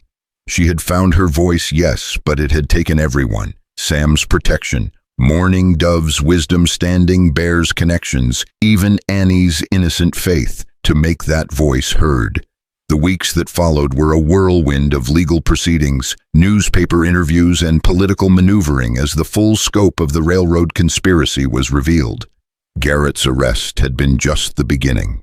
His records and correspondence led to indictments of territorial officials, Eastern investors, and corrupt federal employees whose greed had nearly destroyed an entire region. But for Naomi, the most meaningful changes were smaller and more personal. The woman who had once been ignored and mocked was now sought out for her opinions, invited to sit on community boards, asked to speak at gatherings throughout the territory. She had become, in the words of one newspaper, the unlikely hero who stood tall when it mattered most. "I still can't believe they want me to address the territorial legislature," she confessed to Sam one evening as they sat on their porch, watching Annie play with her ever-growing collection of rescued animals. "Why not?" he replied, his arm around her shoulders, feeling as natural as breathing after their weeks together. "You're the one who brought down the biggest corruption scandal in territorial history. People want to hear what you have to say. But I'm still just me, still the fat seamstress from Willow Creek." Sam turned to look at her, his blue eyes serious in the lamplight. "You were never just anything, Naomi. It just took the rest of us a while to see what Annie knew from the beginning." The reference to their daughter made them both look toward where Annie was having an animated conversation with a one-legged crow she'd been nursing back to health. The child had adapted to their newfound notoriety with the resilience that seemed built into her bones, treating federal marshals and newspaper reporters with the same cheerful curiosity she showed to wounded animals and interesting rocks. "She's remarkable," Naomi said softly, still amazed that this incredible child had chosen her for a mother. "She gets it from both her mothers," Sam replied, and there was no sadness in his voice. When he mentioned Mary, now only gratitude for the love that had shaped the daughter they shared. The sound of approaching horses interrupted their quiet moment, but these were expected visitors. Morning Dove appeared around the bend in the trail, accompanied by John Standing Bear and several other tribal leaders who had become regular guests at their dinner table over the past month. "The final settlement documents are ready for signing," Standing Bear announced without preamble, dismounting and pulling a leather portfolio from his saddlebags. "The federal government has agreed to honor all original treaty obligations and establish a joint commission to oversee future development in the territory." It was a victory beyond anything they had dared hope for at the beginning. Not just the defeat of Garrett's conspiracy, but genuine reform that would protect both native and settler communities from future exploitation. "And the water rights?" Naomi asked, though she already knew the answer from Standing Bear's satisfied expression. "Remain with the people who have always held them. The tribes, the homesteaders, the communities who built their lives around these mountains and streams." Morning Dove replied, "As it should be." They gathered around the kitchen table one more time, the same table where they had planned their desperate gamble against some seemingly impossible odds. But now, instead of fear and uncertainty, the room was filled with hope, and the quiet satisfaction of justice served. "There's something else," Standing Bear said as they finished reviewing the legal documents. "The territorial governor wants to offer you a position, Mrs. Holt, Special Advisor on Community Relations and Anti-Corruption Enforcement." Naomi felt her heart skip at the unexpected opportunity to have a real voice in territorial government, to help ensure that what they had fought for would be protected for future generations. "It would mean traveling," Sam said quietly, understanding the implications immediately. "Time away from home from Annie." "Not if I don't want it to," Naomi replied, her mind already working through possibilities. "There's no reason the territorial government can't establish a regional office here in the mountains. Bring the government to the people instead of the other way around." Annie, who had been listening to the adult conversation with the absorption she brought to all important matters, looked up from where she was sketching pictures of her crow friend.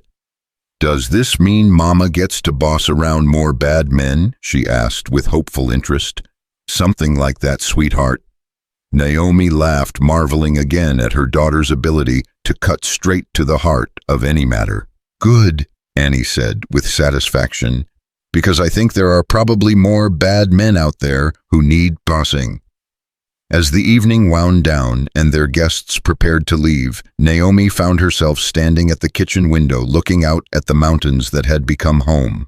The same peaks that had seemed so intimidating when she first arrived now felt like protective walls sheltering not just her family, but an entire community that had learned to stand together. "No regrets." Sam's voice came from behind her, warm and familiar, and full of the love that still surprised her with its depth. "Only one," she replied, leaning back against his solid warmth. "I regret that it took so long to find my way here, to find you and Annie and the person I was meant to be." "Maybe that's how it had to happen," he said thoughtfully, his arms circling her waist. "Maybe you needed all those years of being overlooked to understand how to see the people others miss. Maybe Annie and I needed to lose Mary to appreciate the different kind of love you brought into our lives. It was a comforting thought, the idea that all their pain and struggle had been leading them toward this moment, this home, this family that fit together in ways that defied conventional wisdom, but felt more real than anything Naomi had ever experienced. The autumn social that had started it all seemed like a lifetime ago now, but sometimes in the quiet moments before sleep, Naomi could still hear Annie's innocent voice cutting through the laughter. "Mary the fat one, Papa," words that had been meant as a cruel joke, but had become the foundation of everything beautiful in her life. 3 months after Garrett's arrest, Willow Creek held another community gathering.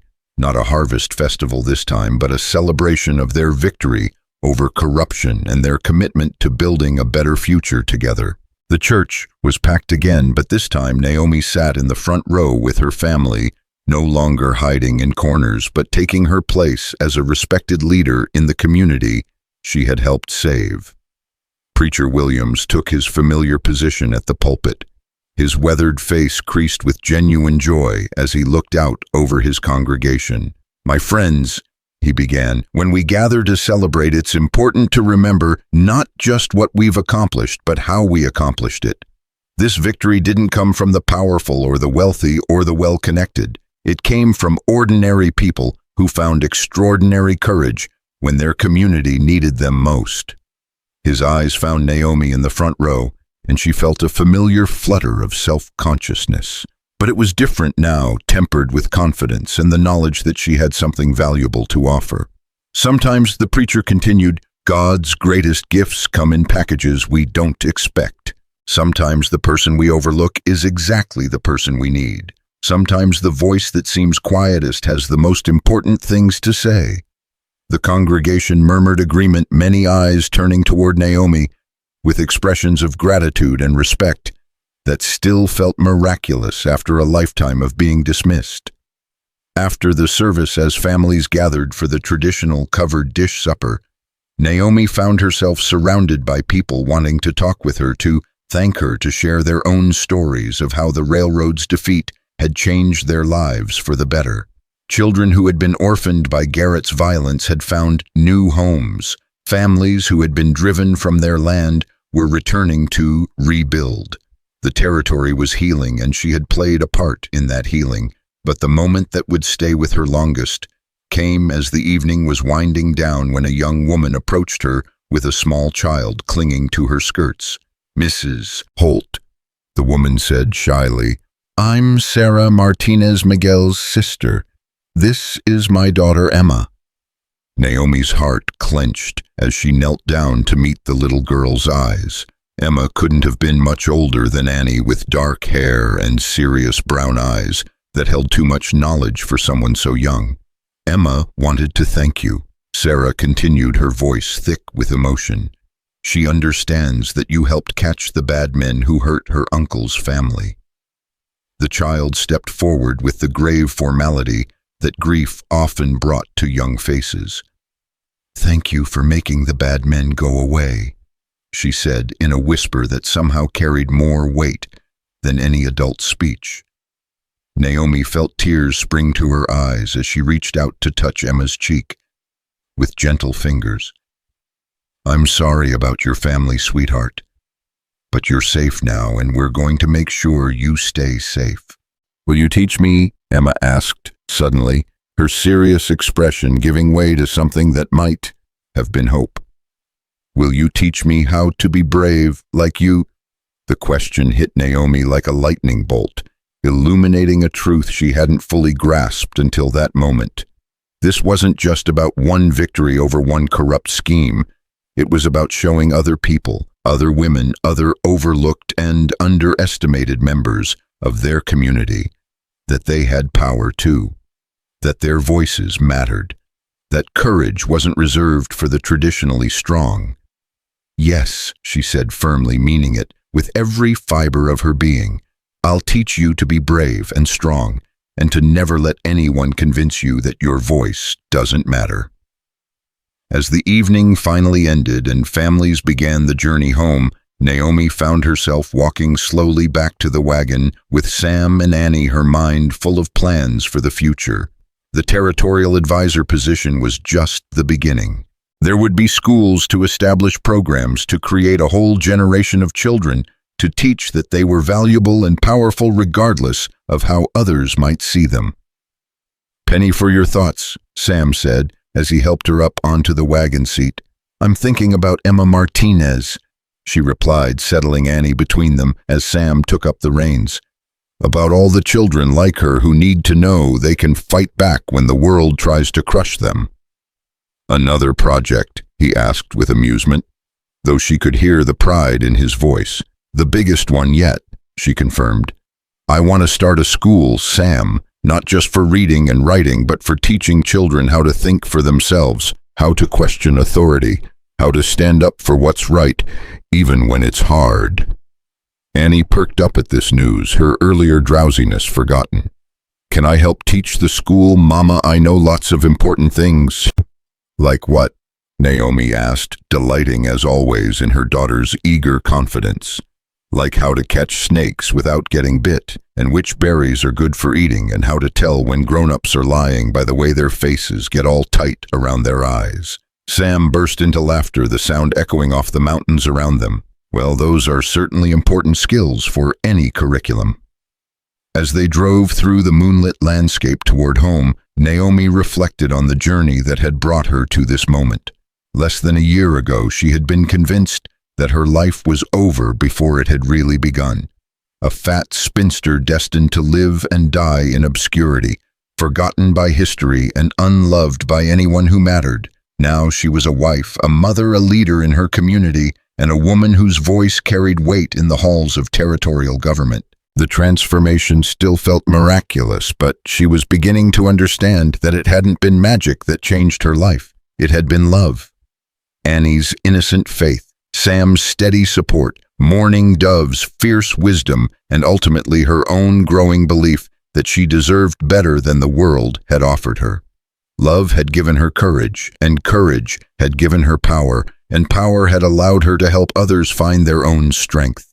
"I love you both," she said, suddenly the words bubbling up from a heart too full to contain them. "I love this life we've built together. I love the fight we fought and won. I love the future we're going to create." "We love you too, Mama," Annie said, sleepily snuggling closer to Naomi's warmth. "We love you so much that it makes my chest feel all sparkly inside." Sam's hand found hers in the darkness, his calloused fingers intertwining with hers in a gesture that had become as natural as breathing. "Best decision I ever made," he said quietly, "letting a 6-year-old choose my wife. Best decision I ever made was saying yes when she asked," Naomi replied. The cabin came into view as they crested the final hill, its windows glowing with the warm light of the lantern they'd left burning. Home, not just a building or a place, but a feeling of belonging that Naomi had never expected to experience. As Sam carried a sleeping Annie inside and Naomi banked the fire for the night, she caught sight of herself in the mirror above the mantelpiece. The same face looked back at her, soft and round, and bearing all the marks of her 30-some years. But the eyes were different now, confident instead of resigned, bright with purpose instead of dulled by acceptance. She was still the fat seamstress from Willow Creek, but she was also Naomi Holt, the woman who had brought down the biggest corruption scandal in territorial history, the woman who stood tall when it mattered most, the woman who had learned that courage wasn't about being fearless. It was about being terrified and acting anyway because the people you loved needed you to be brave. Tomorrow would bring new challenges, new opportunities to fight for justice and protect the vulnerable. There would be the territorial advisor position to navigate the school, to establish the ongoing work of building a better community for all its members. But tonight, as she settled into the bed, she shared with the man who loved her exactly as she was, and listened to the soft breathing of the child who had chosen her for a mother. Naomi Carter Holt was simply content. She had found her voice, her purpose, and her place in the world. She had come home at last. In the years that followed, the story of the fat bride who became a hero would be told and retold throughout the territory, growing in the telling until it took on the quality of legend. Children would hear it as a bedtime story. Young women would take courage from it when facing their own battles, and historians would record it as a turning point in the fight for justice on the frontier. But for those who lived it, it would always be simpler and more profound than any legend. It would be the story of how love had the power to transform not just individual lives, but entire communities. How a child's innocent faith, a man's quiet strength, and a woman's hard-won courage had come together to prove that even the most unlikely heroes could change the world. The fat bride had found her happy ending, but more than that, she had learned that endings were really just beginnings in disguise. And the beginning she had found of love, of family, of purpose, was more beautiful than any fairy tale she could have imagined.